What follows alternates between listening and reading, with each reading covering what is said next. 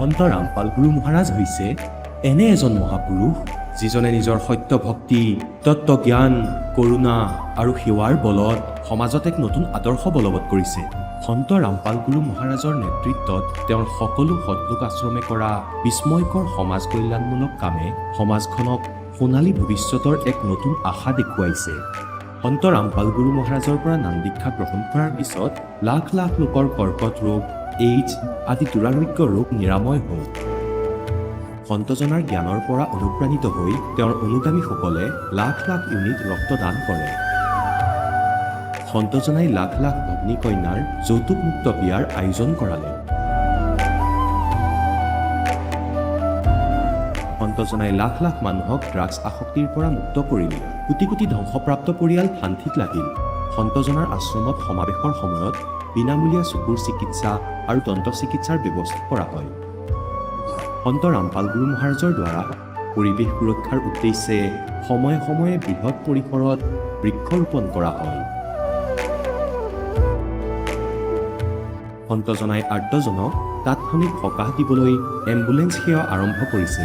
সন্তজনাই তেওঁৰ অনুগামীসকলক তেওঁলোকৰ শৰীৰ দান কৰিবলৈ অনুপ্ৰাণিত কৰে, যাতে মানৱতাৰ সেৱা আৰু চিকিৎসা ক্ষেত্ৰত উন্নতি কৰিব পৰা যায়। সন্ত ৰামপাল গুৰু মহাৰাজৰ সকলো আশ্ৰমত প্ৰতিদিনে বিনামূলীয়া ধৰ্মভোজৰ আয়োজন কৰা হয়, য'ত প্ৰতিবাৰেই প্ৰতিটো জাতি, প্ৰতিটো ধৰ্মৰ মানুহে একেলগে বহি ভোজন কৰে।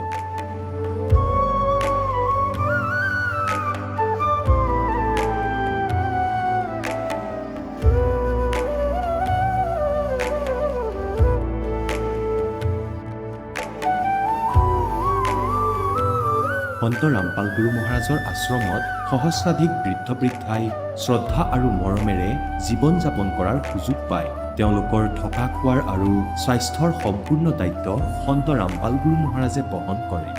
অনাথ শিশুৰ বাবে সন্ত ৰামপাল গুৰু মহাৰাজৰ সকলো আশ্ৰম বিশেষ বৰদানতকৈ কম নহয়, য'ত তেওঁলোকক শিক্ষা, সংস্কাৰ আৰু ভৱিষ্যতৰ বাবে উন্নত সুবিধা প্ৰদান কৰা হয়।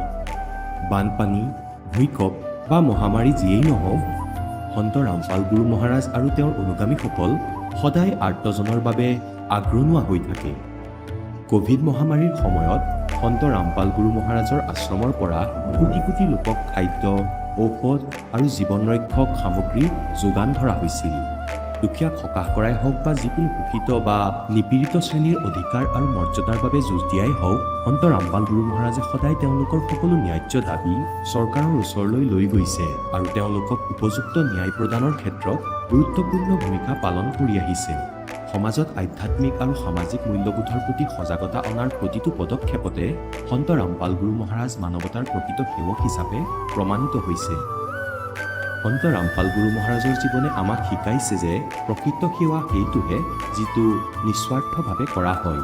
আহক আমিও এই মহান সন্তজনৰ এই মহান সেৱাৰ কামত যোগ দিম আৰু সন্ত ৰামপাল গুৰু মহাৰাজৰ পৰা নাম দীক্ষা লৈ আমাৰ জীৱন ধন্য কৰি তোলোঁ।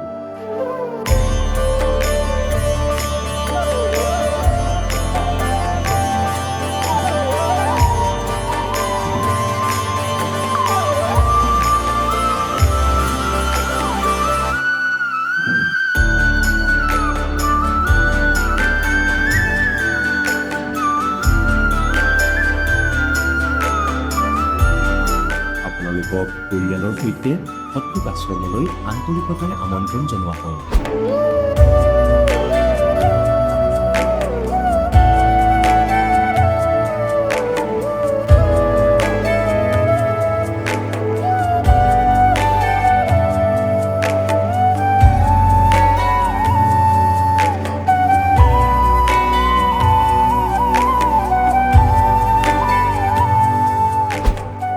जब लग गुरु मिले ना साचा, तब लग गुरु करो 10 पाचा। गुरु সলনি কৰিব পাৰিনে? গুৰু সলনি কৰাটো পাপ নেকি? আধ্যাত্মিকতাৰ এই ক্ষেত্ৰত আচলতে সঠিক গুৰু কোন? গীতা শাস্ত্ৰত বৰ্ণিত তত্ত্বদৰ্শী সন্তজন কোন? এই সকলোবোৰ প্ৰশ্নৰ উত্তৰ জানিবলৈ নিশ্চয়কৈ শুনক জগতগুৰু তত্ত্বদৰ্শী সন্ত ৰামপাল গুৰু মহাৰাজৰ মংগল প্ৰবচন। নমস্কাৰ। সৎ চাহেব। কি নাম আপোনাৰ? সুৰেন্দ্ৰ ৰাম কুশৱাহা। সুৰেন্দ্ৰ, আপুনি ক'ৰ পৰা আহিছে? গাঁও ৰামৰায়পুৰ তহচিল চকল দিহাৰ চান্দাৱালীৰ পৰা। সুৰেন্দ্ৰ, আপুনি সন্ত ৰামপালদেৱ মহাৰাজৰ পৰা নাম দীক্ষা কেতিয়া ল'লে? ছাৰ 4 এপ্ৰিল 2016। সুৰেন্দ্ৰ, আপুনি সন্ত ৰামপালদেৱ মহাৰাজৰ পৰা নাম দীক্ষা লোৱাৰ আগতে কি ভক্তি সাধনা কৰিছিল?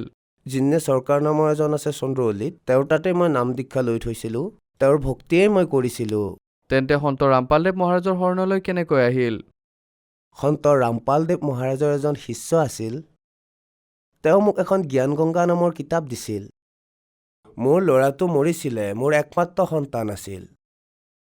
আৰু তেওঁ কৈছিল যে ভগতদেৱ, আপুনি এইখন পঢ়ক, তেতিয়া আপুনি শান্তি পাব। তেতিয়া মই সেই কিতাপখন পঢ়িলোঁ। সেই কিতাপখন যেতিয়া মই পঢ়িলোঁ, মই 3 দিনলৈ শুব পৰা নাছিলোঁ। মই সেই কিতাপখনত পঢ়িলোঁ, মই যাক ভক্তি কৰিছিলোঁ, যি গুৰুৰ ওচৰত আছিলোঁ, তাত লিখা আছিল, গুৰু ব্ৰহ্মা গুৰু বিষ্ণু গুৰুদেৱ মহেশ্বৰা গুৰু সাক্ষাৎ পৰম ব্ৰহ্ম তস্মাই শ্ৰী গুৰুৱে নমঃ। এই কথাত মই হতাশ হ'লোঁ যে এওঁ পূৰ্ণ গুৰু নহয়। তাৰপিছত মই 4 এপ্ৰিল 2016ত সন্ত ৰামপালদেৱ মহাৰাজৰ পৰা নাম দীক্ষা গ্ৰহণ কৰিলোঁ। সুৰেন্দ্ৰ, আপুনি সন্ত ৰামপালদেৱ মহাৰাজৰ পৰা নাম দীক্ষা লোৱাৰ পিছত কি লাভ পালে?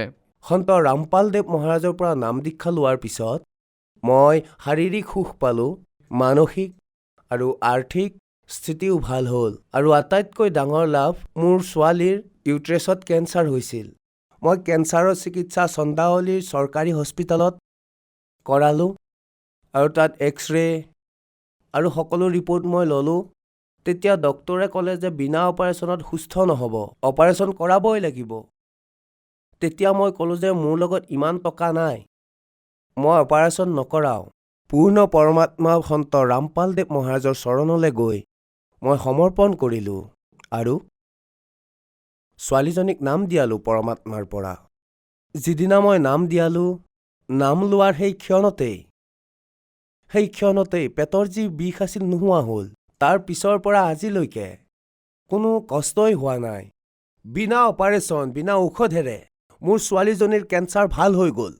য'ত নেকি ডক্তৰে কৈছিলে অপাৰেশ্যন নকৰিলে তাই সুস্থ হ'ব নোৱাৰিব, অপাৰেশ্যন কৰাবই লাগিব। তাৰপিছত মই ক'লোঁ যে মই অপাৰেশ্যন নকৰাওঁ। মই পৰমাত্মাৰ চৰণলৈ গৈ পৰমাত্মাৰ পৰা নাম ল'লোঁ, দীক্ষা দিয়ালোঁ। তাৰপিছত মোৰ ছোৱালীজনীৰ সকলো বেমাৰ নোহোৱা হৈ গ'ল। মোৰ কাণৰ পৰ্দাত ফুটা এটা হৈছিল। মই এক্সৰে কৰাইছিলোঁ চন্দৌলি হস্পিটেলত। তাৰপিছত মুম্বাই KM হস্পিটেলত দেখুৱালোঁ মই। তাৰে ডক্তৰেও ক'লে যে কাণৰ পৰ্দাত ফুটা আছে, কাণখন সুস্থ কৰিবলৈ হ'লে অপাৰেশ্যন কৰাবই লাগিব। তাৰপিছত মই ক'লোঁ যে মোৰ লগত ইমান পইচা নাই, মই অপাৰেশ্যন কৰাব নোৱাৰোঁ। তাৰপিছত মই পূৰ্ণ পৰমাত্মা সন্ত ৰামপালদেৱ মহাৰাজক মই প্ৰাৰ্থনা জনালোঁ। তাৰপিছত মোৰ কাণৰ পৰ্দা ভাল হৈ গ'ল। তাৰপিছত আকৌ ডক্তৰক দেখুৱাবলৈ গ'লোঁ, আকৌ তালৈ KM হস্পিটেললৈ গ'লোঁ। তাত ডক্তৰে ক'লে যে আপোনাৰ কাণৰ পৰ্দা ঠিকে আছে, অপাৰেশ্যনৰ কোনো প্ৰয়োজন নাই। তেতিয়া মই ক'লোঁ যে ছাৰ, আপুনিতো কৈছিলে অপাৰেশ্যন কৰাব লাগিব বুলি। তেতিয়া মোক সুধিলে যে আপুনি কি কৰে? তেতিয়া ক'লোঁ যে মই সন্ত ৰামপালদেৱ মহাৰাজৰ ভক্তি কৰোঁ, সেইবাবেই ভাল হ'লোঁ। আপোনালোকে মোৰ ৰিপৰ্ট চাব পাৰে। ভগতমতীক মই ক'লোঁ যে একাউণ্টত চোৱাচোন কিমান টকা বাচি আছে। মোৰ একাউণ্টত 300 টকাহে আছিল। মই আগতেই দেখিছিলোঁ। মোৰ ভগতমতীয়ে যেতিয়া একাউণ্ট চেক কৰিবলৈ গ'ল, তেতিয়া তাত একাউণ্টত 11,300 টকা আছিল। ক'ৰবাৰ পৰা আহিছিল? তেতিয়া মই ক'লোঁ যে তাৰ পৰা কিছু পইচা উলিয়াই দোকানত কিছু ধাৰ বাকী আছিলে, তেওঁক দি দিবা। যেতিয়া তেওঁ সেইখিনি দিবলৈ গ'ল, তেতিয়া দোকানীয়ে ক'লে যে আপোনাৰ একো বাকী নাই, সকলো ঠিকে আছে। সন্ত ৰামপালদেৱ মহাৰাজৰ দয়াত এই সকলোবোৰ হ'ল। সুৰেন্দ্ৰ, আপুনি সন্ত ৰামপালদেৱ মহাৰাজৰ শৰণলৈ অহাৰ পিছত বহুত লাভ পালে।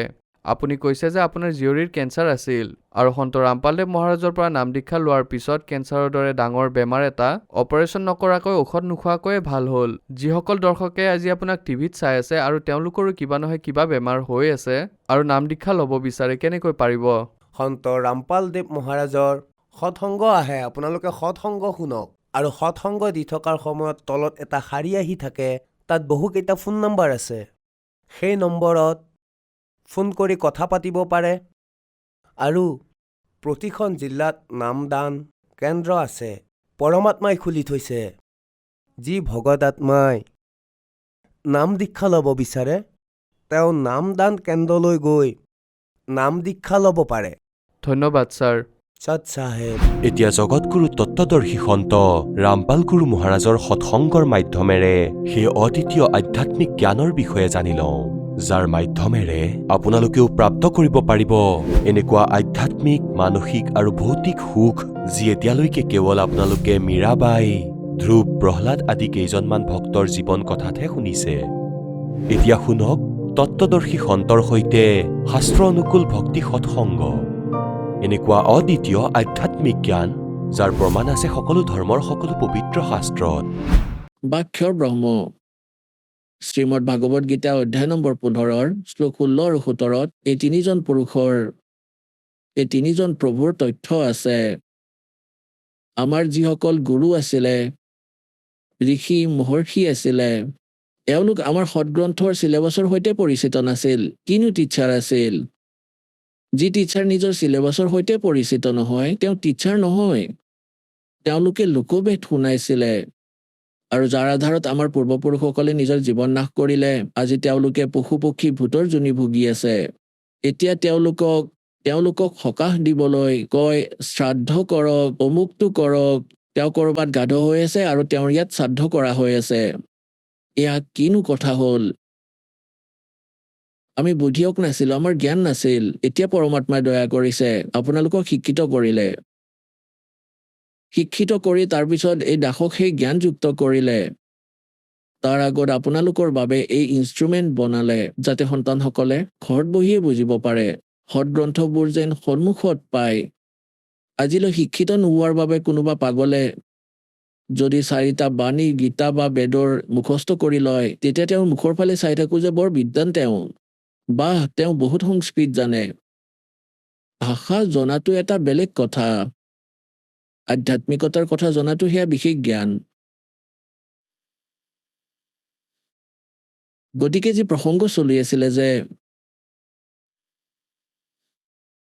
যেতিয়ালৈকে আমি আমাৰ সদগ্ৰন্থৰ সৈতে পৰিচিত নহওঁ, তেতিয়ালৈকে আমাৰ বিশ্বাস নহ'ব যে সঁচাকৈয়ে আমি যে শুনিছিলো সেয়া সত্য আছিল নে অসত্য। কাৰণ আজি আমি শিক্ষিত, সদগ্ৰন্থ আছে আমাৰ লগত, যাৰ ওপৰত আজিলৈকে আমি লাখ লাখ বছৰ ধৰি আধাৰিত হৈ থাকিলো। আজি সেইবোৰে আমাক কি বাৰ্তা দি আছে তেতিয়া 1 মিনিটতে বুজি পাই যাব। কাৰণ পৰমাত্মাই আপোনাক শিক্ষিত কৰিছে। গতিকে আজিলৈকে আমাৰ সন্মুখত এতিয়া সমস্যা হৈ থাকিল যে আমি স্বয়ং পৰমাত্মাৰ জ্ঞানৰ সৈতে পৰিচিত নোহোৱাৰ বাবে এনেকৈ ভ্ৰমি ফুৰিলো। কোনোবাই কিবা মাৰ্ক ক'লে আমি তাৰেই জপ কৰিব ধৰো। গতিকে ইয়াত 3টা পুৰুষ আছে। এজন ক্ষৰ পুৰুষ, তেওঁকে ক্ষৰ ব্ৰহ্ম বুলিও কোৱা হয়, আন শব্দত ইয়াক ইষ্ট বুলি কোৱা হয়। ঈশ্বৰ, পৰমেশ্বৰ, এয়া 3জন বেলেগ বেলেগ প্ৰভুৰ কথা আছে। ব্ৰহ্ম, পৰব্ৰহ্ম, পৰম অক্ষৰ ব্ৰহ্ম, আন শব্দত এওঁলোকেই ক্ষৰ পুৰুষ, অক্ষৰ পুৰুষ, পৰম অক্ষৰ পুৰুষ অথবা পৰম অক্ষৰ ব্ৰহ্ম কোৱা। যি 3য় নম্বৰৰ পৰমাত্মা, তেওঁ হ'ল সকলোৰে বাবে পূজনীয় ইষ্ট ৰূপত। আৰু বাকী যিমানবোৰ প্ৰভু আছে, স্বামী আছে, প্ৰথমে আপোনালোকক অলপ ডেফিনেশ্যন অফ গড কম যে পৰমাত্মাৰ পৰিভাষা কি। আমি যেনেকৈ গণেশকো যেনেকৈ দেৱ বুলি কোৱা হয়, গণেশ দেৱ, ব্ৰহ্মাদেৱকো আমি ভগৱান বোলো, বিষ্ণুদেৱকো ভগৱান বুলি কওঁ, শংকৰকো আমি দেৱ বুলি কওঁ, মহাদেৱ বুলি কওঁ, আৰু দেৱী তাৰপিছত ব্ৰহ্মকো আমি ভগৱান বুলি কওঁ, যাক নিৰাকাৰ নিৰ্গুণ বুলি কৈছিলে আমাৰ গুৰুসকলে। গতিকে এওঁলোক সকলোৱে প্ৰভু, সকলোৱে স্বামী। যেনেকৈ এজন মৌজাদাৰকো চাহেব বুলি কয়, এজন কমিশনাৰ, ডিপিউটি কমিশনাৰকো চাহেব বুলি কয়, কমিশনাৰকো চাহেব বুলি কয়, আৰু মন্ত্ৰীকো চাহেব বুলি কোৱা হয়। মুখ্যমন্ত্ৰীকো আমি চাহেব বুলি কওঁ, প্ৰধানমন্ত্ৰীকো চাহেব বুলি কোৱা হয়, আৰু ৰাষ্ট্ৰপতিকো আমি চাহেব বুলিয়েই কওঁ। চাহেব যেনেকৈ আমি দেৱ বুলি কয়, দেৱ কোৱা, ৰাম কোৱা, চাহেব বুলি কোৱা, আমি সৎচাহেব বুলি কওঁ। যেনে আমি কেতিয়াবা বিশেষ মনোভাৱত থাকিলে কওঁ সঁচা মালিক, সঁচা মালিক বুলি কোৱা, সত্য চাহেব বুলি কোৱা। চাহেব মানে ভগৱান, সত্য মানে সঁচা, অবিনাশী। গতিকে এওঁলোক সকলোৱে চাহেব, কিন্তু নিজৰ নিজৰ স্তৰৰহে চাহেব। মৌজাদাৰ এটা মৌজাৰ সিমানখিনি স্তৰৰ মালিক। এই প্ৰকাৰে আন গুৰু, এজন মন্ত্ৰী এখন ষ্টেটৰ এটা বিভাগৰ মন্ত্ৰী মালিক চাহেব।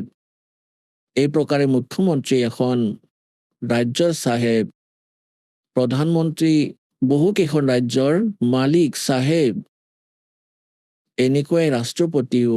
গতিকে এই প্ৰকাৰে এই যিমানবোৰ দেৱতা আছে নিজৰ নিজৰ স্তৰত তেওঁলোক আদৰণীয়। যেনে ধৰক মৌজাদাৰ এজন, তেওঁকো আদৰ কৰা, ভালদৰে প্ৰণাম জনোৱা, তেওঁ আপোনাৰ কাম কৰিব। এই প্ৰকাৰে মন্ত্ৰীও আছে, মন্ত্ৰীৰো ভালদৰে সৎকাৰ কৰক। যদি আপোনাৰ প্ৰধানমন্ত্ৰীৰ সৈতে সম্বন্ধ আছে তেন্তে এইটো কোৱাৰ আৱশ্যকতা নাই যে তলৰ চাহেববোৰে কিমান ভালদৰে কামবোৰ কৰিবতো তেওঁলোকে লাগিব। গতিকে আজি আপোনালোকৰ পৰিচয় সেই সমৰ্থবানৰ সৈতে হৈছে, আৰু যিয়ে সেই সমৰ্থবানৰ চৰণলৈ আহি যায় তেতিয়া তলৰ যিমানবোৰ ৰাম আছে, যিমানবোৰ এই দেৱতা আছে, আপোনাৰ কামবোৰ সহজে কৰি দিব, কৰিবতো তেওঁলোকে লাগিব। কাৰণ ইয়াৰে ব্যৱস্থা এনেকুৱা যে এনেকৈ আপুনি পোনপ্ৰথমে এই যে মন্ত্ৰ দিয়া হয় সেই চাহেববোৰৰ বাবেই দিয়া হয়। এখন ষ্টেটৰ চাহেব এওঁলোক। ইয়াৰ লগে লগে আপোনালোকক সেই পৰম পিতা পৰমাত্মাৰো ভক্তি দিয়া হয়, যাৰ লগত এই চাহেব থাকে, তেতিয়া আপোনাৰ লাভবোৰ সহজেই হ'ব। এয়া এওঁলোকৰ মূল মন্ত্ৰ, এয়া এওঁলোকৰ পূজা নহয়। ইয়াত থকা মূৰ্খবোৰে ভ্ৰমিত কৰি দিয়ে, যিসকল নকলি সন্তই 1000-2000 মানুহ নিজৰ পিছত লগাই থৈছে। আৰু বিশেষকৈ এই কবিৰপন্থী ৰাধা স্বামী ধন্দন সদগুৰুসকল, এওঁলোকে কেনেকৈ ভ্ৰমিত কৰে যে চোৱা, এওঁতো দেৱতাসকলৰ পূজা কৰাই আছে, এওঁতো প্ৰথম মন্ত্ৰই দেৱতাৰ দিয়ে, আৰু কথা কয় সস্খণ্ড সত্য লোকৰ। গতিকে সেইবাবে প্ৰত্যেক সৎসংগত মই ক'ব নোৱাৰো, কাৰণ সম্পূৰ্ণ এবছৰৰ ভিতৰত আমি চিলেবাছ কমপ্লিট কৰিব লাগে। কিন্তু কোনোবা নহয় কোনোবা এটা সৎসংগত এই কথা নিশ্চয় শুনাও, এটা বিবেচনা দিও। তাৰে CD বনোৱা আছে আমাৰ তাত, আপোনালোকে লৈ যাব, বহুত কম খৰচতে পায়। এয়াতো অমূল্য বচন, আপোনাৰ ল'ৰা ছোৱালীৰো কামত আহিব, আপোনাৰো কামত আহিব। গতিকে যি প্ৰসংগ চলি আছে যে আমি এওঁলোকৰ পূজা নকৰো, যেনে ধৰক এজনী পতিব্ৰতা ছোৱালী, তেওঁ নিজৰ মাকৰ ঘৰলৈ গুচি গ'ল। পতিব্ৰতাৰ গুণ এইটো হয় যে তাই নিজৰ স্বামীৰ বাহিৰে আন কোনো পুৰুষৰ মাজত স্বামীৰ সেই মনোভাৱ যেন নাৰাখে। কিন্তু পতিব্ৰতাৰ অৰ্থ এইটো নহয় যে আন পুৰুষৰ ফালে যেন নাচাবই, বা প্ৰণাম নকৰিব কাকো, বা কাৰো সৎকাৰ নকৰিব। এই গুণো সেই পতিব্ৰতা নাৰীৰ মাজত থাকে।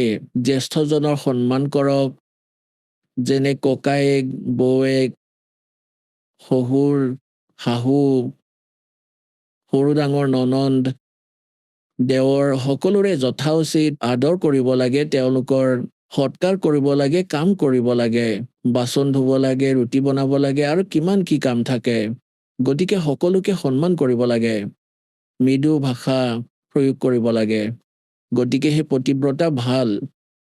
আৰু আন পতিব্ৰতা যি আছে যে নিজৰ স্বামীৰ বাহিৰে আনৰ লগত যাতে কোনো বেলেগ সম্পৰ্ক নাৰাখক, যদি থাকে তেন্তে তেওঁ ভাল নহয়, কাৰণ তাই সকলোৰে মাজত কাজিয়া লগাই দিব।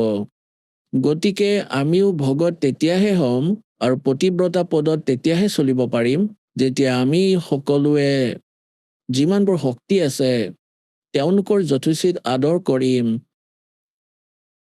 গতিকে যেতিয়া সেই পতিব্ৰতা পত্নীয়ে সপৰিয়ালে এটা জইণ্ট ফেমিলিত থাকে, তেতিয়া তাই ইমান ভাল ব্যৱহাৰ কৰে, সকলোৰে লগত মিলি-জুলি চলে, দেৱৰৰ ল'ৰা-ছোৱালীকো নিজৰ ল'ৰা-ছোৱালী বুলিয়ে ভাবিব, দাদাকৰ ল'ৰা-ছোৱালীকো নিজৰ বুলিয়েই ভাবিব। এইটো মনোভাৱ নাহে যে সিহঁত পৃথক হয়। কিন্তু তাইৰ যি মনোভাৱ অন্তৰৰ পৰা, সেয়া নিজৰ স্বামীৰ লগত থাকে। এতিয়া সত্যতাটো তেতিয়া গম পোৱা যাব যেতিয়া ডিভাইড হ'ব, বেলেগ বেলেগ হ'ব ভাতৃসকল, তেতিয়া গম পোৱা যাব তাইৰ আস্থা কাৰ ওপৰত আছিল। নিজৰ হিচাপৰ গিলাচ, কলহ সকলো, আনকি চামুচখনো লৈ যাব আৰু নিজৰ ঘৰত থৈ দিব, আনৰ তাত এখন চামুচো নেৰিব আৰু নিজৰ স্বামীৰ লগত গুচি যাব। তেতিয়াহে পতিব্ৰতাৰ কথা গম পোৱা যাব যে তাই পূজা কাৰ কৰি আছিলে। গতিকে এই প্ৰকাৰে আমাৰ ইয়াত যৌথ পৰিয়াল আছে। এই ব্ৰহ্মা, বিষ্ণু, মহেশ্বৰ, এওঁলোক দেৱতা আৰু ইয়াৰে অধিকাৰী। এওঁলোক এটা বিভাগীয় মিনিষ্টাৰ। এই এখন ব্ৰহ্মাণ্ডৰ ব্ৰহ্মাদেৱ ৰজগুণ বিভাগৰ, বিষ্ণুদেৱ শতগুণ বিভাগৰ আৰু শংকৰ তমগুণ বিভাগৰ। আৰু আন যি দেৱতা আছে যেনে গণেশদেৱ, দুৰ্গা দেৱী, এওঁলোকৰো আমাৰ এই আধ্যাত্মিক মাৰ্গত বহুত সহযোগিতা আছে। এতিয়া এওঁলোকৰ যেনেকৈ আমি সকলোৱে সত্যলোকলৈ যাব লাগিব। ধৰক আমি বিদেশলৈ গৈছো, এতিয়া আমি নিজৰ দেশলৈ আহিব লাগে আৰু আমি তাত কিবা এনেকুৱা বিজনেছ বেপাৰ কৰি আছিলো, কিবা কাৰণত আমাৰ তাত লোকচান হৈ গ'ল, বিদ্যুতৰ কানেকশ্যন কাটি গ'ল, টেলিফোনৰ সুবিধা বন্ধ হৈ গ'ল, গেছৰ বন্ধ হ'ল, তেতিয়া আমি কঙাল হৈ যাম। আমাৰ সকলোবোৰ সুবিধা সমাপ্ত হ'ল, আমি মহা দুখী হ'লো। আৰু তাৰ পৰা আপুনি ওলাব নোৱাৰে যেতিয়ালৈকে সকলো লোন ক্লিয়াৰ যদি নকৰে, আহিব নিদিয়ে আপোনাক, ন' ডিউ চাৰ্টিফিকেট আপুনি নাপায়।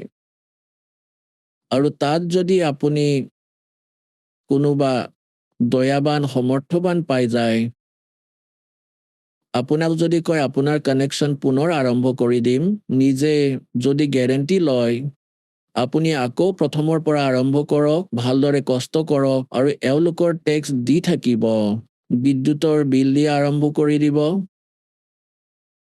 টেলিফোনৰো কানেকশ্যন কৰাই দিয়ে আৰু কষ্ট কৰি নিজৰ বিলখিনি পৰিশোধ কৰক। সেই সুবিধা আৰম্ভ হৈ যাব। তাৰপিছত আকৌ ধনী হৈ আৰু সকলো ধাৰৰ পৰা মুক্ত হৈ আৰু বাচি থকা ধনখিনি লৈ নিজৰ দেশলৈ আহিব পাৰে। ঠিক এই প্ৰকাৰে আমি এই কালৰ লোকত বহুত পুঁজি লৈ আহিছিলো। আমি বহুত ডাঙৰ মহাজনৰ পুত্ৰ পুত্ৰী আছিলো। সত্য লোকত আমি নিজৰ ভুলত, নিজৰ পুণ্য আৰু জমা পুঞ্জীৰে যাৰ লগত আহিলো তেওঁ বহুত চল কৰা, ইয়াৰ মালিক, ই সকলো কাম চলেৰে কৰে আৰু আপোনাৰ হাজিৰাৰ পৰাই কিছু টেক্স লৈ নিজৰ 21 ব্ৰহ্মাণ্ড চলাই আছে। কবিৰ চাহেবে কয়, মেৰে হংসা ভাই হংসে ৰূহ পে থা জব তু আয়া। যেতিয়া তাৰ পৰা মোৰ ওচৰৰ পৰা আহিছিলা, বহুত পবিত্ৰ আত্মা আছিলা, কোনো বিকাৰ নাছিলে তোমাৰ লগত, আধ্যাত্মিক ধন পৰিপূৰ্ণভাৱে আছিল। আজি তুমি একেবাৰে খালী হৈ গৈছা আৰু গাধৰ জনীলৈকে গৈছা নিজৰ পুণ্যৰ অভাৱত। গতিকে সেই পুণ্যবোৰ আমি পুনৰ প্ৰাপ্ত কৰিম সিমানেই ভক্তিযুক্ত হ'ম, যিমান আমি আৰম্ভণিত আছিলো। তেতিয়াহে নিজৰ দেশলৈ যাব পাৰিম। আমি ইয়াৰে টেক্সো দিব লাগিব, ভাড়াও দিব লাগিব। যেনেকৈ জাহাজেৰে আহিলে তাৰ ভাড়াও আমি দিব লাগিব, তেতিয়া আমাৰ মূলধনৰ পৰাই যাব। এই প্ৰকাৰে আপোনাক এনেকুৱা সাধনাই দিয়া হৈ আছে, পৰমাত্মাই দিছে সেই জ্ঞান যি বাস্তৱিক ভক্তি আছিল, আজিলৈ লুকুৱাই ৰাখিছিল, কাৰণ আমি বুজাৰ যোগ্য হৈ উঠা নাছিলো। যদি পৰমাত্মাই আগতেই এই মন্ত্ৰ ডিছক্ল'জ কৰি দিলে হয়, তেতিয়া এই নকলি পন্থ যি কালে চলাই থৈছে, এওঁলোকৰো সেই মন্ত্ৰ থাকিল হয়, সেই জ্ঞানেই থাকিল হয়। আৰু তেওঁলোক অধিকাৰী নাছিল আৰু অধিকাৰী অবিহনে কোনো কাম সফল নহয়। যেনেকৈ আমি পাছপোৰ্ট বনাওঁ, যদি পাছপোৰ্ট অধিকাৰীৰ দ্বাৰা বনোৱা হয় তেতিয়া আগলৈ চলিব, নহ'লে সঠিক সময় আহিলে তাৰ বিষয়ে গম পোৱা যাব যে পাছপোৰ্টেই ডুপ্লিকেট, কিন্তু তেতিয়ালৈ বহুত দেৰি হৈ যাব আৰু জেলো যাব লাগিব। গতিকে পৰমাত্মাই দয়া কৰিছিলে যে এতিয়ালৈকে মন্ত্ৰ গুপ্ত কৰি থৈছিল। ইয়াৰ পিছত বহুত ডাঙৰ কাহিনী আছে, সেয়া আপোনালোকে সৃষ্টি ৰচনাৰ পৰা গম পাব, সেয়া সময় আহিলে কম। গতিকে প্ৰসংগ চলি আছে যে পৰমাত্মাই দয়া কৰিলে আপোনালোকক। যেতিয়া 600 বছৰ আগতে মালিক আহিছিলে, পৰমাত্মাৰ দৰেই গুণ থাকে। এতিয়া যেনেকৈ বৰফৰ গুণ আছে, বৰফৰ গুণটো বৰফৰেই থাকিব, তাৰ ওচৰলৈ গ'লে তেনেকুৱাই আভাস হ'ব। এই প্ৰকাৰে পৰমাত্মাৰ যি গুণ আছে তেওঁ তেনেকুৱাই লীলা কৰে, যেনেকুৱা তেওঁ কৰে। আৰু সেই পৰমেশ্বৰে 600 বছৰ আগতে যি লীলা কৰিছিলে সেই তথ্যই আমাৰ সদগ্ৰন্থৰ সৈতে মিলে যে পৰমাত্মা যেতিয়া পৃথিৱীলৈ আহে, যথাৰ্থ জ্ঞান স্বয়ং নিজৰ মুখকমলেৰে কবিৰ দৰে কবিতাৰে, লোকোক্তিৰ মাধ্যমেৰে, শব্দাৱলীৰ মাধ্যমেৰে তেওঁ উচ্চ স্বৰত কৈ উচ্চাৰণ কৰে। আৰু তেওঁ প্ৰসিদ্ধ কবিৰ মাজৰ প্ৰসিদ্ধ কবি, কিন্তু তেওঁ হয় পৰমাত্মা। আৰু সেই পৰমাত্মাই নিজৰ যথাৰ্থ জ্ঞান স্বয়ং দিয়ে। আৰু যেতিয়া পৰমাত্মা ইয়ালৈ আহে, তেওঁ 3 প্ৰকাৰে আমাৰ চোৱা চিতা কৰে, 3 প্ৰকাৰে আমাৰ ধাৰণ পোষণ কৰে, তিনি স্থিতিৰে। এটা স্থিতিত পৰমাত্মা সত্যলোকত সস্কন্দত ৰজাৰ সমান এখন সুন্দৰ সিংহাসনত বিৰাজমান, মনুষ্য সদৃশ, মূৰত মুকুট আছে আৰু ওপৰত ছাতি। পৰমাত্মাৰ মূৰৰ ওপৰত বিচনী নিজে নিজেই চলি থাকে। আৰু দ্বিতীয় স্থিতিত সেই পৰমাত্মা প্ৰত্যেক যুগতে এটা শিশু ৰূপ ধাৰণ কৰি ইয়ালৈ আহে আৰু কোনো কমলৰ ফুলৰ ওপৰত বিৰাজমান হয়, তাৰ পৰা নিসন্তান দম্পতীয়ে উঠাই লৈ যায় আৰু তাত প্ৰতিপালনৰ লীলা হয়। তেতিয়া তেওঁ কুমাৰী গাইৰ গাখীৰ খায়, আন একো বস্তু নাখায়। কুমাৰী গাইৰ গাখীৰেৰে তেওঁৰ সৰু কালৰ প্ৰতিপালন হয়। এয়া আমাৰ সদগ্ৰন্থই কয়। ঋগ্বেদ মণ্ডল নম্বৰ 9, ঋগ্বেদ মণ্ডল নম্বৰ 9 সূক্ত 1 মন্ত্ৰ 8 আৰু 9, ঋগ্বেদ মণ্ডল নম্বৰ 9 সূক্ত 86 মন্ত্ৰ 26 আৰু 27, ঋগ্বেদ মণ্ডল নম্বৰ 9 সূক্ত 82 মন্ত্ৰ 1, 2, 3, ঋগ্বেদ মণ্ডল নম্বৰ 9 সূক্ত 94 মন্ত্ৰ 1, ঋগ্বেদ মণ্ডল নম্বৰ 9 সূক্ত 95 মন্ত্ৰ 2, ঋগ্বেদ মণ্ডল নম্বৰ 9 সূক্ত 96 মন্ত্ৰ 16 পৰা 20লৈকে, ঋগ্বেদ মণ্ডল নম্বৰ 9 সূক্ত 54 মন্ত্ৰ 3, ঋগ্বেদ মণ্ডল নম্বৰ 9 সূক্ত 20 মন্ত্ৰ 1, আৰু বহুতো স্থানত এইটো প্ৰমাণ আছে যে পৰমাত্মাই এনেকুৱা লীলা কৰে, যেতিয়া পৰমাত্মাই শিশুৰূপ ধাৰণ কৰি লীলা কৰে, তেতিয়া তেওঁৰ প্ৰতিপালনৰ লীলা কুমাৰী গাইৰ দ্বাৰা হয়। এয়া বেদে কয়। আৰু এই লীলা কৰিলে কোনে? সেই পৰমাত্মাই কবিৰ দৰে আচৰণ কৰে। এই লীলা কৰিলে কোনে? শ্ৰীৰাম, শ্ৰীকৃষ্ণ, শ্ৰী ব্ৰহ্মা, শ্ৰী বিষ্ণুৰ লীলাত আমি কেতিয়াও পঢ়া নাই। আমি হিন্দু ধৰ্মত এইটো কেতিয়াও পঢ়া নাই। এতিয়া পৰমেশ্বৰৰ লীলাত 600 বছৰ আগতে যেতিয়া মালিক আহিছিল, কবিৰ ভগৱানে এই লীলা কৰিছিল। তেন্তে হু ইজ গড? কবিৰ ইজ গড। এতিয়া ভগৱানক চিনি পাবলৈ আমাৰ অলপো দেৰি নালাগিব, কাৰণ আমি যি সদগ্ৰন্থবোৰক নিজৰ বুলি ভাবিছিলো, আজি সেই সদগ্ৰন্থই সংকেত দি আছে যে ভগৱানে এনেকুৱা লীলা কৰে। পোনপ্ৰথমে আমি ভগৱানক চিনি পাব লাগিব, আৰু সদগ্ৰন্থৰ পৰাই চিনি পাম। যেনেকৈ দাসে যে এইমাত্ৰ কৈছিলে, গীতাৰ অধ্যায় নম্বৰ 16 শ্লোক 23-24 স্পষ্ট কৰিছে যে অৰ্জুন, যিয়ে শাস্ত্ৰবিধি ত্যাগ কৰি মনৰ মতে সাধনা কৰে, তেওঁৰ একো সুখ নহয়। না তেওঁৰ কোনো সুখ হয়, না গতি প্ৰাপ্ত হয়, না কিবা সিদ্ধি পায়। সেইবাবে তোমাৰ বাবে অৰ্জুন কৰ্তব্য আৰু অকৰ্তব্যৰ ব্যৱস্থাত কোনবোৰ সাধনা কৰিব লাগে কোনবোৰ নালাগে তাৰ বিষয়ে সদগ্ৰন্থই প্ৰমাণ। কাৰো লোকবেদ বা দন্ত কথাত বিশ্বাস নকৰিবা। গতিকে আজি আমাৰ সদগ্ৰন্থই কি কয়? আগতে আমাৰ ধৰ্মগুৰুসকলে এই সদগ্ৰন্থক আধাৰ হিচাপে লৈ আমাক বুজাইছিলে আৰু আমি স্বীকাৰো কৰিছিলোঁ কাৰণ তেওঁলোকে সংস্কৃত জানিছিল আৰু সকলো সদগ্ৰন্থ সংস্কৃত ভাষাত লিপিবদ্ধ আছিল। আমাৰ অলপো অবজেকশ্যন নহ'ল। ইমান বিদ্বান ব্যক্তিয়ে সঁচাই কৈছে চাগে। সেয়াটো সত্যতাৰ ওচৰে পাজৰেও নগৈছিল। আধ্যাত্মিক মাৰ্গৰ কশও নাজানিছিলে। আজিলৈকে নাজানে এই ঋষি মহৰ্ষিসকলে, আজিলৈকে সেই মহাপুৰুষসকলক বাদ দি, যিয়ে পৰমাত্মাক পাইছিল আৰু পৰমাত্মাৰ জ্ঞানৰ বাহিৰে, এতিয়া বৰ্তমানত এই দাসৰ বাহিৰে এই 21 ব্ৰহ্মাণ্ডত কোনো আধ্যাত্মিক জ্ঞানৰ সৈতে পৰিচিত নহয়। যি টি কথা কৈ আছে মানুহে। তেওঁলোকৰ তাত এই কমপ্লিট কোৰ্চ নাই। এতিয়া প্ৰসংগ চলি আছে যে আমি নিজৰ দেশলৈ যাব লাগে, আমি ভুল লোকলৈ আহিলো আৰু আমি ধনী আছিলো আধ্যাত্মিকভাৱে, এতিয়া দুখীয়া হলো। আমি পশুৰ যোনিলৈকে ভ্ৰমি ফুৰিছো, ঘাঁহ বন খাই জীৱন কটাই আছো আৰু আমি সত্যলোকত কি আহাৰ কৰিছিলো, কেনেকুৱা সুবিধা আছিলে, তাৰ তুলনাই আমি এই কালৰ স্বৰ্গলোক আৰু ব্ৰহ্মলোকতো দিব নোৱাৰো। যি সুখ আপুনি তাত প্ৰাপ্ত কৰিছিল, সেই সুখৰ প্ৰতি আগ্ৰহ এতিয়াও আপোনালোকৰ মনত আছে আৰু সেইটোৱে বিচাৰি ফুৰিছে। ৰাস্তাত নাজানো কিমান বিধি পথালি আহে, মিছগাইড কৰি আপোনাক ভ্ৰমিত কৰি দিয়ে, লক্ষ্যৰ পৰা আঁতৰাই দিয়ে।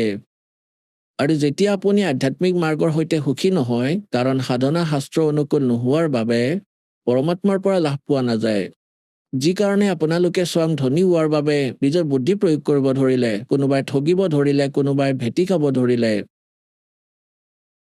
আৰু কোনোবাই আন উপায় অৱলম্বন কৰি। গতিকে এইটো উপায় সুখী হোৱাৰ নহয়, মহাদুখ প্ৰাপ্ত কৰিলো আমি। বেয়া কাম কৰিলো, পাপ গোটালো আৰু সেই পাপৰ আধাৰত যিবোৰ ধন একত্ৰিত কৰিলো সেইবোৰ ইয়াতেই থাকি যাব আৰু আমাৰ লগত সেই পাপ যাব, যি সেই ধন গোটাবলৈ, সুখ প্ৰাপ্ত, নকলি সুখ প্ৰাপ্ত কৰিবলৈ আমি পাপ একত্ৰিত কৰিছো। গতিকে যেতিয়ালৈকে আমি পাপমুক্ত নহওঁ তেতিয়া তালৈ যাব নোৱাৰো, কাৰণ যেতিয়ালৈকে প্ৰাণী অপৰাধী হৈ থাকে সি জেলতে থাকিব। অপৰাধমুক্ত হলেহে জেলৰ পৰা ওলাব পাৰিব। গতিকে প্ৰথমে পৰমাত্মাই আপোনাৰ সেই পাপ নাশ কৰিব, যি আপোনালোকে সংগ্ৰহ কৰিছে, আগতে একত্ৰিত কৰিছে। আৰু দ্বিতীয়তে আপোনালোকক এনেকুৱা বিধি কোৱা হ'ব, যিবোৰেৰে বৰ্তমানত আপোনাৰ ভৱিষ্যতত যি দুখ আহিব, যি আপোনালোকৰ ভাগ্যত লিখা আছে। প্ৰাৰব্ধ মানে ভাগ্য।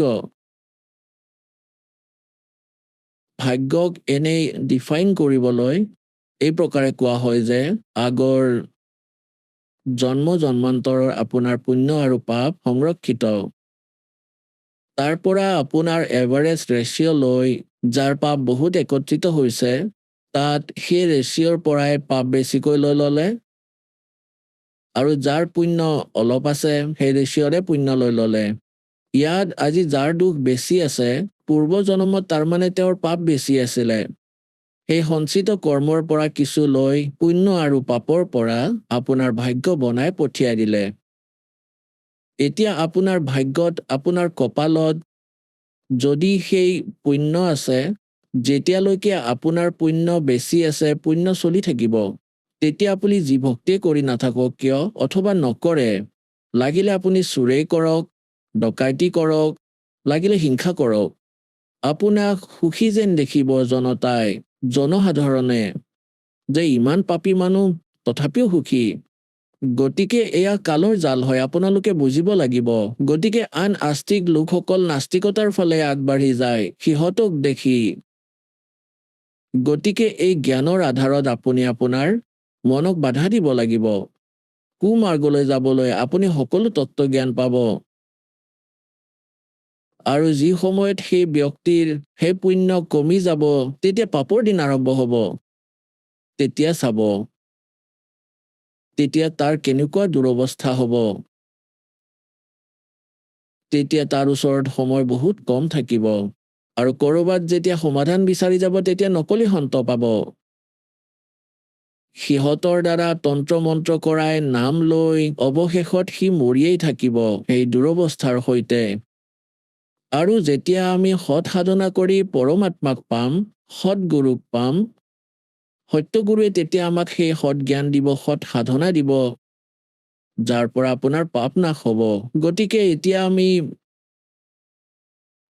এতিয়া আপোনাৰ ভাগ্যত যদি আপুনি দুখত আছে তেন্তে পাপৰ বাবে হৈছে, যদি সুখত আছে তেন্তে পুণ্যৰ বাবে। আণ্ডাৰষ্টুড? এই কথা সাধাৰণ ব্যক্তি যাৰ ধৰ্মৰ প্ৰতি অলপো ৰুচি আছে তেওঁ এই কথা ভালকৈ জানিব যে পাপৰ পৰা দুখ হয় আৰু পুণ্যৰ পৰা সুখ হয়। এতিয়া যেতিয়ালৈকে আপোনাৰ পুণ্য চলি থাকিব আপোনাক সুখী যেনেই লাগিব, আৰু এই পুণ্য আপোনাৰ আগৰ পৰাই সংৰক্ষণ কৰা ধন, যেনেকৈ ইনভাৰ্টাৰ আজিকালি প্ৰায়বোৰ ঘৰতে আছে, নাথাকিলেও নিশ্চয় জানে। তাৰ ভিতৰত বেটাৰী থাকে, সেয়া চাৰ্জাৰৰ মাধ্যমেৰে বিজুলীত লগাই সেয়া চাৰ্জ দিয়া হয়, তেতিয়া বেটাৰীত সেই এনাৰ্জি ষ্ট'ৰ হৈ যায়। তাৰ পিছত যদি ইনভাৰ্টাৰৰ পৰা চাৰ্জাৰডাল উলিয়াই দিয়া হয়, তাৰ পিছতো সেই ইনভাৰ্টাৰৰ পৰা বাল্বো জ্বলি থাকে, টিউবো জ্বলি থাকে, কুলাৰো চলি থাকে, সি নিজৰ সুবিধা বিতৰণ কৰি থাকে। গতিকে সেই ব্যক্তি এনেকৈ ভাবে যে মই যিহেতু সকলোবোৰ সুবিধা পাই আছো, যদি তাৰ চাৰ্জাৰডালে ঠিক নহয় তেতিয়া সেই বেটাৰী এদিন একেবাৰে ডাউন হৈ যাব আৰু ডিছচাৰ্জ হৈ যাব। তাৰ পিছত সি একো সুবিধা প্ৰাপ্ত নকৰিব। ঠিক এই প্ৰকাৰে যি পূৰ্বজন্মৰ পুণ্যকৰ্মী প্ৰাণী আছে, তেওঁলোকে সেই বেটাৰী চাৰ্জ কৰি থৈছে, চাৰ্জাৰডালো ভালদৰে লগাইছে। কাৰণ পৰমাত্মা যেতিয়া আহে, পৰমেশ্বৰ 600 বছৰ আগতে আহিছিলে, ভগৱান কবীৰ চাহেব আপোনাক চাৰ্জ কৰি থৈ গৈছিল আশীৰ্বাদেৰে, আপোনাক মন্ত্ৰ দি অমৃতবাণী শুনাই। সেই সময়ত কবীৰ ভগৱানৰ 64 লাখ শিষ্য হৈছিল। 64 লাখ শিষ্য, এজন শিপিনী তাঁতী, এজন হাজিৰা কৰাৰ, যাক দেখাত সন্ত যেনো নালাগে, কাৰণ আমি সন্ত বা আমি সেইসকলৰ পৰা লাভপ্ৰাপ্ত হয় বুলি ভাবিছিলো, সেইসকলৰ পৰা যিসকল হয়তো পণ্ডিত নাইবা ডাঙৰ গুহাত বহি থকাজন হয়, ডাঙৰ ডাঙৰ জতা থকা বা চুলি খুৰুৱাই ৰখা, ৰঙা নীলা কাপোৰ পিন্ধি থকা, সেই মহাপুৰুষসকলক আমি সন্ত বুলি মানিছিলো। আৰু এজন আমাৰ দৰে বনোৱা এজন কাপোৰ বোৱা তাঁতী আৰু সেনেকুৱা এজনৰ 64 লাখ শিষ্য হোৱাটো অদ্বিতীয় কাম। কিন্তু পৰমাত্মাৰ মহিমাক ইমানে দবাই দিলে এই নকলি কালৰ দূতসকলে তেওঁক এজন কবি, এজন শিপিনী, এজন তাঁতী, এজন ভগত মাত্ৰ বুলি তেওঁৰ ফাইল বন্ধ কৰি দিলে। এতিয়া সেই মালিকৰ কথা দাসে উলিয়াইছে আৰু আপোনালোকক পৰিচয় কৰাই দিলে, এয়া মণিক, এইটো ইমান মূল্য। এতিয়া কোনো পিছত থাকিব সেই মানিক প্ৰাপ্ত কৰাৰ বাবে? দৌৰা দৌৰি লাগিব, মানুহৰ হেঁচা ঠেলা লাগিব। কিছুদিন পিছত সমগ্ৰ বিশ্বই বিচাৰিব, সকলোৱে বিচাৰে ভগৱানক, ভ্ৰমি আছে, কষ্টত আছে, ভক্তিও কৰি আছে। সেই সময়ত 64 লাখ শিষ্য হৈছিলে। পৰমাত্মাই নিজৰ আশীৰ্বাদেৰে নিজৰ বাণী শুনাই কেৱল প্ৰথম মন্ত্ৰ দিলে, বাকী থকা দুটা মন্ত্ৰ দিয়া নাছিলে। পৰমাত্মাই তৎ আৰু সৎ এইটো গুপ্ত ৰাখিলে, সৎনাম নিদিলে ভগৱানে। তেতিয়া কিয় নিদিলে? কাৰণ আপোনালোক সেইটো সময়ত পৰমাত্মাক চিনি পোৱাৰ যোগ্য হোৱা নাছিলে। আৰু পৰমাত্মাই সেই সময়ত কৈছিলে, কবীৰ চাহেবে, যেতিয়া কলিযুগৰ 5500 বছৰ অতিক্ৰম হ'ব ধৰ্মদাস, তেতিয়া মই আকৌ আহিম আৰু বাকী যিমানবোৰ নকলি পন্থ আছে আৰু যিমানবোৰ ধৰ্মৰ নামত আমি ভাগ হৈ গৈছো, এওঁলোকক এনেকুৱা জ্ঞান দিম, তেওঁলোক অট'মেটিকেলি এক হৈ যাব। আগতে এটাই আছিল, এটাৰ পৰা অনেক হ'ল, এতিয়া এই জ্ঞানৰ পৰা আকৌ এটা হ'ব আৰু সমগ্ৰ বিশ্বই এই ভক্তি কৰিব আৰু সকলোৰে কল্যাণ হ'ব, যি মৰ্যাদাত থাকিব।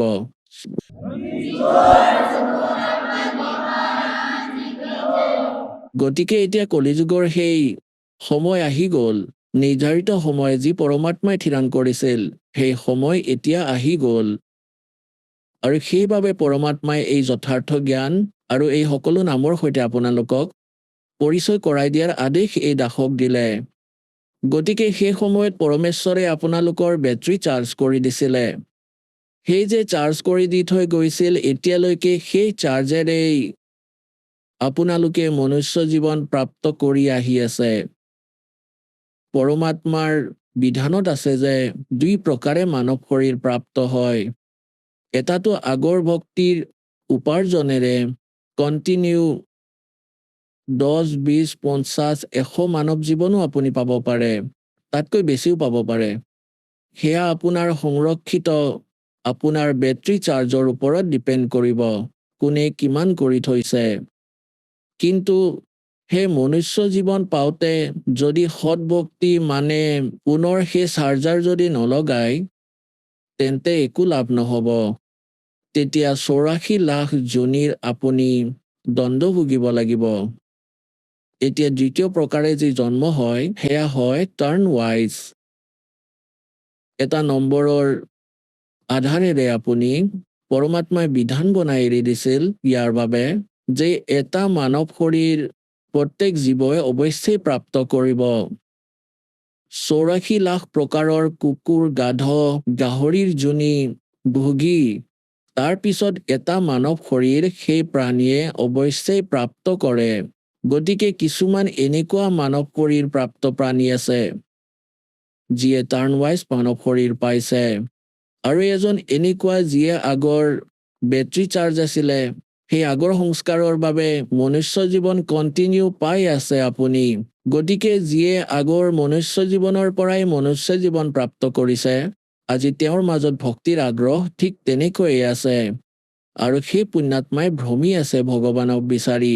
গতিকে পৰমাত্মাক বিচাৰি তেওঁলোকেই যায় যাৰ মনত আগ্ৰহ বিদ্যমান, তেওঁলোকে পাহৰি নাযায়।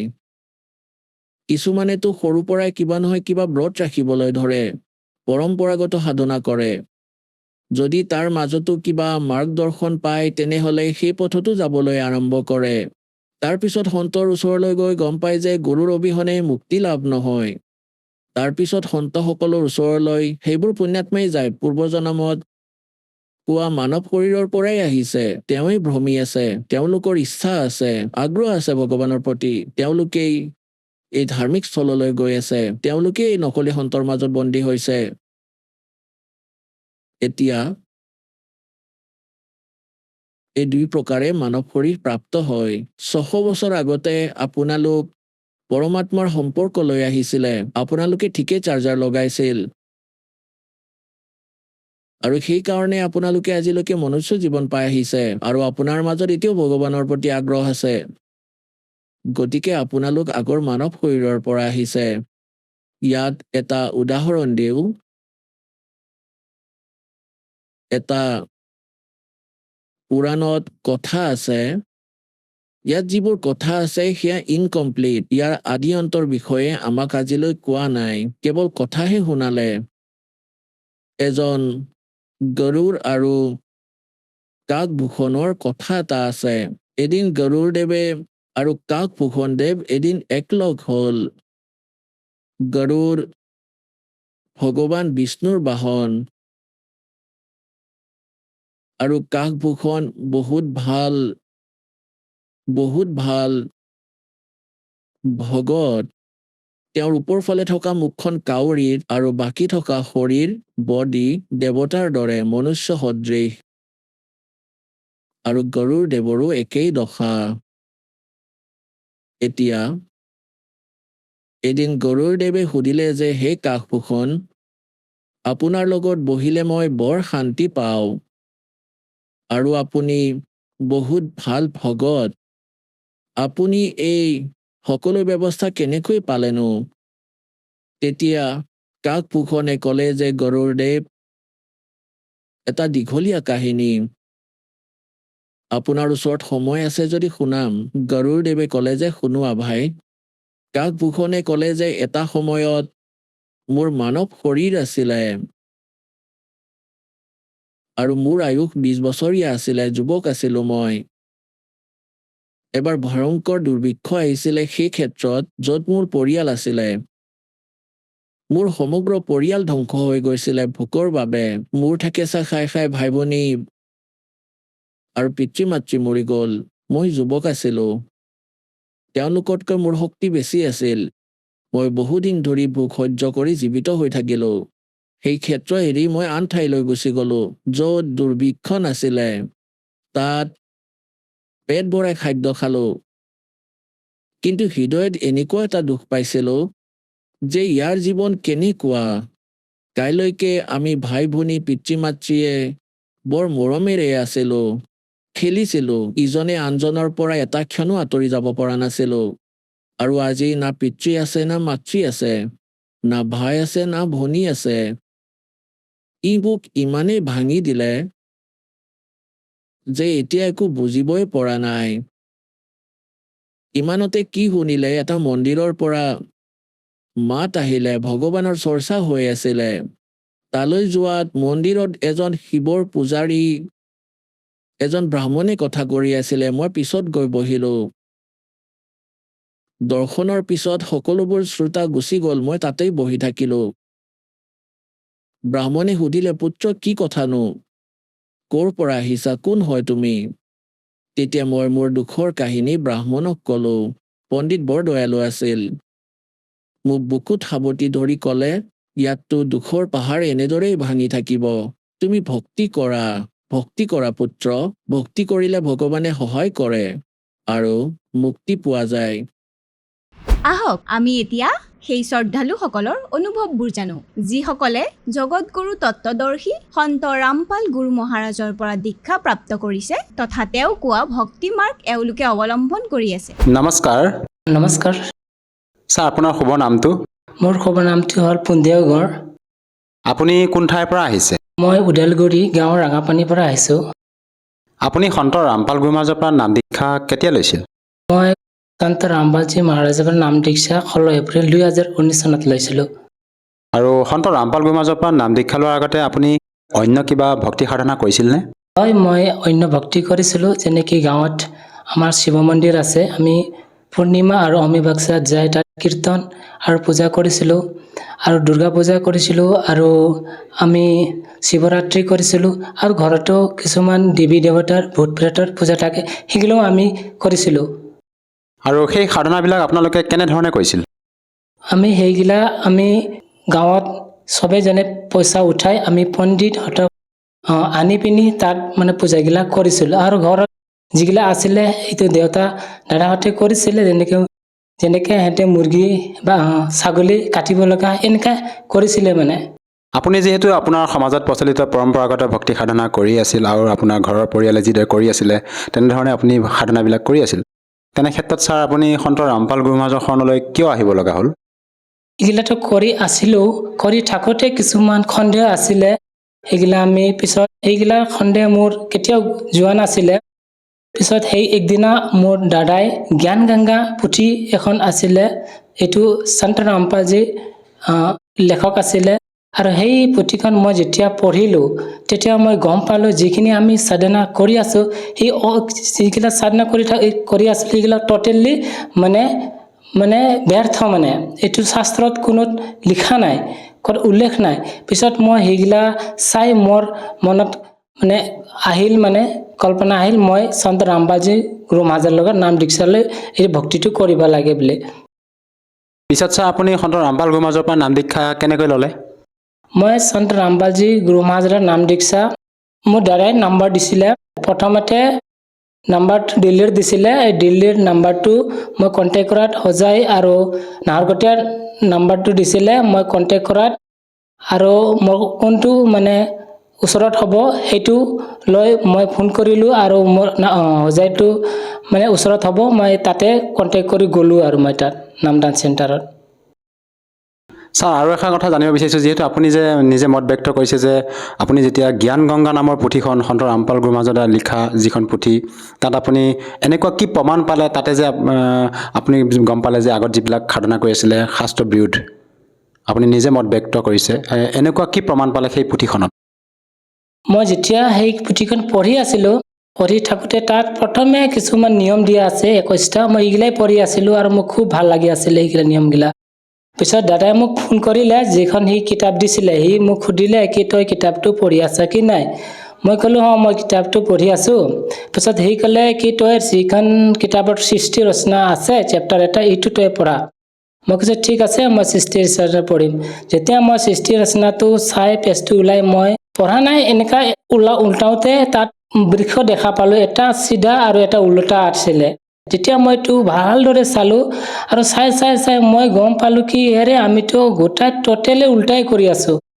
আমি মানে গছডাল মানে শিপাটো ৰোপণ কৰিব লাগে কিন্তু আমি ডালটোহে ৰোপণ কৰি আছোঁ, এনেকা তাত দিয়া আছিলে। মানে তাত দিয়া আছিলে अक्सर पुरुष एक पेड़ है निरंजन बाकी डाल तीनों देव शाखा है पात रूप संसार আৰু গীতাৰৰ প্ৰমাণ তাত দিয়া আছিলে মানে সেই পৃষ্ঠাখনত। পিছত মই এইটো চাই আৰু মই যিমানখিনি ইয়াতে সৃষ্টি ৰচনা এইটো মই পঢ়িব ল'লোঁ।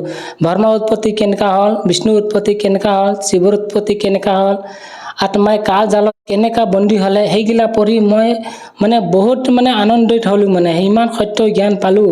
তেতিয়া মই আৰু সেই নাম দীক্ষা ল'বলৈ মই একদম মানে তৰ্পি গ'লোঁ মানে। আৰু বৰ্তমান আপুনি সন্ত ৰামপাল গুৰু মহাৰাজৰ পৰা নাম দীক্ষা লৈ যি সাধনা কৰি আছে, ইয়াৰ পৰা কেনেধৰণৰ লাভ পাইছে সেই বিষয়ে অলপ আপোনাৰ অনুভৱ জনাওকচোন। মই সন্ত ৰামপালজী মহাৰাজৰ পৰা বহুতো লাভ পাইছোঁ, কিন্তু এখন মোৰ মানে বিশেষ মানে লাভ আছে, মই এইটো ক'ব বিচাৰোঁ। মই সৰুৰে পৰা যেতিয়া মই 12-13 বছৰ আছোঁ তেতিয়াৰ পৰা মই নিচা কৰিব লৈছিলোঁ। নিচা যেনেকৈ চিগাৰেট খাইছিলোঁ। তেতিয়া চিগাৰেটৰ দাম 2 টকা আছিলে। তো খাই মই এইটো চিগাৰেটৰ দাম 10 টকা হৈ গ'ল। তেতিয়াৰ পৰা মই খাই আছিলোঁ। তেতিয়া সেই চিগাৰেটৰ দাম 10 টকা হোৱাৰ কাৰণে এতিয়া চিগাৰেট এৰি মই বিড়ি খাবলৈ ল'লোঁ, কিয় কি বিড়িত 10 টকাত এক মুঠা পাই যায়। মই সেই বিড়িটো খাই মই ভাবি আছিলোঁ যে মই এইটো খাই আছোঁ বিড়িখন, মোৰ কিন্তু এদিনা হাওঁফাওঁত কেঞ্চাৰ হৈ যাবগৈ, কিয় কি চিগাৰেটত আৰু বিড়িত লিখা থাকে স্মকিং কেছ কেঞ্চাৰ বুলি। মই এইটো চাই থাকোঁ আৰু মই ভাবিও থাকোঁ এইটো মই খাই আছোঁ, মোৰ এদিন কিজানি কেঞ্চাৰ হাওঁফাওঁত হৈ যাব নেকি। মই এৰিবলৈ বিচাৰিছিলোঁ, কিন্তু মই কি ভাবিছিলোঁ মই আজি খাম কালি এৰি দিম, আজি খাম কালি এৰি দিম, এনেকা কৈ মই কেতিয়াও এৰিব পৰা নাছিলোঁ এইটো। মই কিন্তু বহুত দুখী হৈ আছিলোঁ, কিয় কি এইটো মোৰতো কেঞ্চাৰ হৈ যাবগৈ, সেইটো বহুত ঘাতনাক চিজ হয়, ইয়াতে লিখিও দিছে। পিছত মই এইটো এৰিব পৰা নাছিলোঁ। পিছত যেতিয়া মই সন্ত ৰামপালজী মহাৰাজৰ নাম দীক্ষা ল'লোঁ, সেইদিনাৰ পৰা মই এইটো গোন্ধ পালে মোৰ উল্টি আহিব লগা হৈ যায়। মানে এইটো মোৰ বহুত ডাঙৰ মানে লাভ হ'ল মানে। পিছত আৰু এনেকুৱা বহুতো লাভ আছে। মোৰ পত্নী যেতিয়া ডেলিভাৰী আছিলে মই তাক হস্পিটালত লৈ গৈছিলোঁ। তাৰপিছত তাত হোৱা নাছিলে। পিছত সি বহুতো মানে কষ্টৰ হৈ আছিলে। তেওঁ কয় কিবা এটা কৰা, মই বহুত দুখী হৈ গৈছিলোঁ। তেতিয়া মই সন্ত ৰামপালজী মহাৰাজক প্ৰাৰ্থনা লগালোঁ। পিছত প্ৰাৰ্থনা লগাই নেক্সট দিনা প্ৰাৰ্থনা আহিলে কি আপুনি সংকল্প কৰা ইয়া জ্যোতি ইয়া পাক, 2-3 ঘণ্টাৰ পিছতে মোৰ সন্তান মানে জন্ম হৈ গ'ল। তেতিয়া মোক বহুত আনন্দিত হ'লোঁ, কিয় কি এই নৰ্মেলি ডেলিভাৰী হৈ গ'ল, নহ'লে এনেকা কেছত মানে বহুতখিনি টকা খৰচ কৰিবলগীয়া হয়। চিজাৰিং বুলি কয়, চবে ভয় খায় মানে সেইটো ঘটনাটো, সেইটো মোৰ নৰ্মেলি হৈ গ'ল। মই এইটো বহুত লাভ হ'ল। মোৰ পইচাও নাছিলে মানে, যদি সন্ত ৰামপালজী মহাৰাজৰ চৰণত নহ'লে এই সন্ত ৰামপালজী মহাৰাজে দয়া নকৰিলে হয়, তেতিয়া মই বহুত বিপদত পৰিব লগা হ'লোহেঁতেন। মোৰ সেইটো বহুত লাভ হ'ল। ছাৰ, আমি আপোনালোকৰ সন্ত ৰামপাল গুৰু মহাৰাজৰ ভক্তসকলৰ যেতিয়া অনুভৱ শুনো, তেওঁলোকেও নিজে মত ব্যক্ত কৰে যে তেওঁৰ পৰা নাম দীক্ষা লোৱাৰ পিছতে শাৰীৰিকভাৱে হওক আৰ্থিকভাৱে হওক বিভিন্ন প্ৰকাৰে লাভ পায়। তাৰ বাস্তৱিক উদাহৰণ আপুনিও তেখেতৰ পৰা নাম দীক্ষা লোৱাৰ পিছতে বিভিন্ন প্ৰকাৰে লাভ পাইছে। ইয়াৰ উপৰিও ছাৰ আৰু আপুনি অন্য কিবা লাভ পাইছেনে আপোনাৰ জীৱনত? হয়, এনেকুৱা বহুতো লাভ আছে। যেনেকি মই আগতে মানে ঘৰত থাকোঁতে আৰ্থিক সমস্যা বহুত আছিলে। মানে এনেকৈ খাব যেতিয়া বহু তৰকাৰী নাথাকে, মানে সদায় ভাত খাব লগা হৈ যায়। মানে তেতিয়া মোৰ মনত বহুত দুখ লাগে যে আমি ইমানজন আছোঁ, ভাই ককাই দেউতাই, তথাপিও কেতিয়াবা শুকান ভাতেই খাব লগা হৈ থাকে। কিয়নো এইগিলা কি কাৰণ, ময়ো খেতি বাতি কৰিব লৈছিলোঁ, তথাপিও এইটো সমাধান হোৱা নাছিলে। যেতিয়া সন্ত ৰামপালজী গুৰু মহাৰাজৰ পৰা নাম দীক্ষা লৈ এতিয়া মই আৰু মোৰ ভগতমতী আৰু মোৰ এখন ছোৱালী আছোঁ, আমি বেলেগকৈ আছোঁ। মই অকলে মানে কাম বন কৰোঁ, কামাওঁ মানে। তেতিয়া আমাৰ বহুত খাদ্যখন মানে থালিখন ভৰি থাকে। মানে আমি বহুত মানে সোৱাদেৰে মানে আহাৰখন কৰিব পাৰোঁ। মানে সন্ধিয়া আৰু ৰাতিপুৱা এইখন বহুত মানে খাব পাৰোঁ মানে এইটো মোৰ বহুত লাভ হ'ল মানে এইটো মই বহুত আনন্দিত মানে এতিয়া সন্ত ৰামবাজী মহাৰাজৰ পৰা নাম দীক্ষা লয় ছাৰ আৰু এটা আচৰিত কথা যিখিনি সময়ত নেকি চৰকাৰে বিভিন্ন অভিযান চলাইছে যে নিচাক নিৰ্মূল কৰিবৰ কাৰণে বিভিন্ন প্ৰস্তুতি চলাইছে তথাপি মানে সেই সমস্যাটো সমাধান কৰিব পৰা নাই কিন্তু আপোনালোকৰ সন্ত ৰামপাল গুৰুমাজে এনেকুৱা কি ভক্তিবিধি আপোনালোকক প্ৰদান কৰে সন্ত ৰামপাল গুৰুমাজে যাৰ দ্বাৰা নেকি আপোনালোকে নিচা সেৱন কৰাৰ দৰে বদ অভ্যাসৰ পৰা মানে পৰিত্ৰাণ পাইছে আমাৰ সন্ত ৰামপালজী মহাৰাজে আমাক সৎ ভক্তি দিয়ে মানে যিটো আমাৰ পবিত্ৰ শাস্ত্ৰত মানে উল্লেখিত আছে মানে আৰু সেই ভক্তিৰ কৰাৰ ফলতে আমাৰ এইগিলা যিমানখিনি বেয়া অভ্যাস আছে এইগিলা অট'মেটিকলি আঁতৰি যায় মানে গতিকে সেইটোৱে মানে আমাৰ সন্ত ৰামবাজী মহাৰাজে মানে সৎ ভক্তি দিয়ে মানে আমাৰ শাস্ত্ৰত থকা ভক্তিটো দিয়ে আৰু এই ব্ৰহ্মা বিষ্ণু মহেশ সিহঁতৰে মানে মন্ত্ৰটো দিয়ে মানে আৰু সেই মন্ত্ৰক জাপ কৰিলে আমি এইগিলা অট'মেটিকলি মানে আঁতৰি যায় মানে নাচা হওক বা কিছুমান ভূত প্ৰেতৰ বাধা বহুতো সমস্যা এইগিলা মানে সমাধান হৈ যায় মানে এই মন্ত্ৰ দি ছাৰ যিহেতু আপুনি সন্ত ৰামপাল গুৰুমাজৰ জ্ঞান গংগা নামৰ পুথি অধ্যয়ন কৰি ভালদৰে জ্ঞান বুজি তেখেতৰ পৰা নাম দীক্ষা লৈ বৰ্তমান ভক্তি সাধনা কৰি আছে আৰু এনেকুৱা কি প্ৰমাণ পালে আপুনি যে সন্ত ৰামপাল গুৰুমাজে আপোনালোকক যি ভক্তিবিধি দিছে আৰু আমাৰ সমাজত প্ৰচলিত পৰম্পৰাগত যিবিলাক শ্ৰদ্ধালুৱে আমাক ভক্তি সাধনা প্ৰদান কৰি আছে তেওঁলোকৰ যি ভক্তিবিধি আৰু আপোনালোকৰ সন্ত ৰামপাল গুৰুমাজৰ যি ভক্তিবিধি ইয়াৰ মাজত আপুনি কেনেধৰণৰ পাৰ্থক্য বিচাৰি পাইছে আমাৰ সমাজত যিখিনি ভক্তি সাধনা কৰি আছে এইটো টোটেলি আমাৰ গীতা শাস্ত্ৰৰ বিৰুদ্ধ মানে এইটো কোনো আমাৰ শাস্ত্ৰ উল্লেখিত নাই যেনেকি আমাক শাস্ত্ৰত কৈছে মানে গীতাত কৈছে যদি শাস্ত্ৰতে কি কৰিব লাগে কোনটো পূজা কৰিব লাগে আৰু কোনটো পূজা এৰিব লাগে এইটো শাস্ত্ৰহে প্ৰমাণ মানে যোনটো শাস্ত্ৰত লিখা আছে এইটোৱে কৰিবি যোনটো শাস্ত্ৰত লিখা নাই এইটো নকৰিবি এইটো কৰিলে আপোনাৰ একো লাভ নহয় আৰু যোনটো গীতা শাস্ত্ৰত লিখা আছে এইটো আপুনি কৰিলে লাভ হ'ব আৰু আপুনি আগত মোক্ষ প্ৰাপ্ত হ'ব মানে আগতো আপুনি সুখী পাব মানে এইটো কৈছে কিন্তু মই যেতিয়া জ্ঞান গংগা পুথিখন পঢ়িলোঁ তাতো সব আমাৰ গীতাৰ মানে প্ৰমাণিত জ্ঞানটো দিছে যেনেকি গীতাৰ অধ্যায় নম্বৰ 15 শ্লোক 1 পৰা 4 উল্টাকৈ ওলমি থকা পিপলৰ বৃক্ষক যোনে ক'ব পাৰে তন্নতন্নকৈ সিয়ে তত্ত্বদৰ্শী সন্ত হয় বুলি গীতাত কৈছে আৰু সেই তত্ত্বদৰ্শী সন্ত আমাক গুৰুদেৱ সন্ত ৰামবাজী মহাৰাজা হয়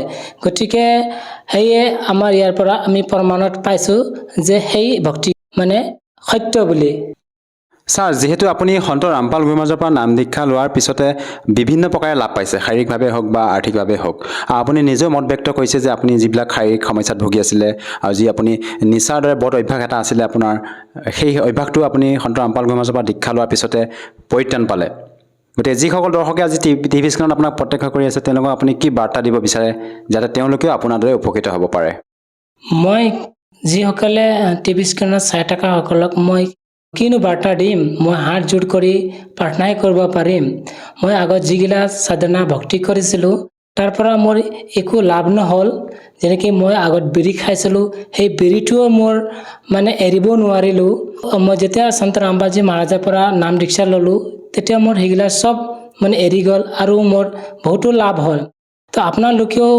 সন্ত ৰামবাজী মহাৰাজাৰ জ্ঞান শুনি সৎসংগ চাই পুস্তকগিলা পঢ়ি নাম দীক্ষা ল'লে আপোনালোকেও মোৰ নিচিনা লাভ হ'ব ছাৰ যদিহে কোনো লোকে সন্ত ৰামপাল গুৰুমাজৰ পৰা নাম দীক্ষা লৈ ভক্তি সাধনা কৰিব বিচাৰে কেনেকৈ নাম দীক্ষা ল'ব পাৰিব সন্ত ৰামপালজী মহাৰাজৰ পৰা নাম দীক্ষা ল'বলৈ বহুতো সহজ আছে আজিকালি ইউটিউবত ফেচবুকত সন্ত ৰামপালজী মহাৰাজ চাৰ্চ কৰিলে সন্ত ৰামপালজী মাজে বহুতো সৎসংগ আহে সেই সৎসংগৰ তলত নাম্বাৰ দিয়া থাকে সেই নাম্বাৰত আপুনি কণ্টেক্ট কৰিলে আপোনাৰ ওচৰত নামদান চেণ্টাৰ আপোনাক কৈ দিব আপুনি তাত যাই নাম দীক্ষা ল'ব পাৰিব ধন্যবাদ থাকিল ছাৰ ধন্যবাদ ছাৰ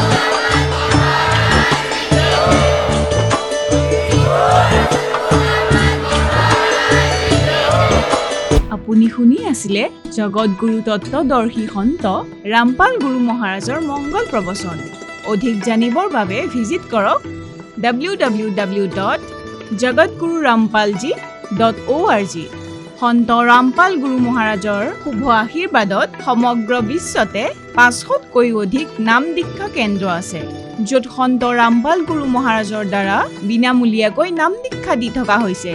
আপোনাৰ ওচৰৰ নাম দীক্ষা কেন্দ্ৰৰ ঠিকনা জানিবলৈ সম্পৰ্ক কৰক 7082208528।